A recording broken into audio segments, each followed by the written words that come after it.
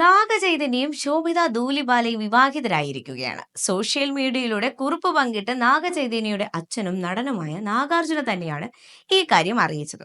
എന്റെ ഹൃദയം മുഴുവൻ നിങ്ങളോടുള്ള നന്ദിയാണ്.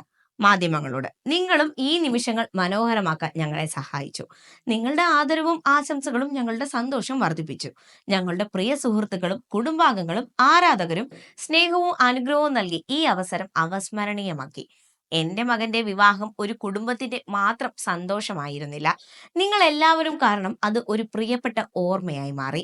ഞങ്ങളുടെ മേൽ ചൊരിഞ്ഞ എണ്ണമറ്റ അനുഗ്രഹങ്ങൾക്ക് ഞങ്ങളുടെ ഹൃദയത്തിന്റെ അടിത്തട്ടിൽ നിന്ന് അക്കിനേനി കുടുംബം നന്ദി പറയുന്നു.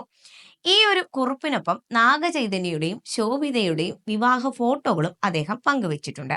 പക്ഷേ എല്ലാവരുടെയും ശ്രദ്ധ പിടിച്ചു പറ്റിയത് സാമന്തയുടെ പുതിയ പോസ്റ്റാണ്. തന്റെ വളർത്തുനായായ സാഷിക്കൊപ്പം പോസ്റ്റ് ചെയ്ത ഫോട്ടോയുടെ ക്യാപ്ഷൻ ഇങ്ങനെയായിരുന്നു: സാഷിയുടെ സ്നേഹത്തോളം വരില്ല ഒന്നും.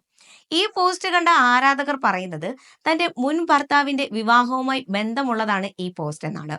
2021 ഇരുവരും വേർപിരിഞ്ഞെങ്കിലും സാമന്ത ആ തീരുമാനത്തിൽ അത്ര സന്തോഷവതി അല്ല എന്നുള്ളത് പിന്നീടുള്ള ഇന്റർവ്യൂകളിൽ നിന്ന് മനസ്സിലാകുമായിരുന്നു.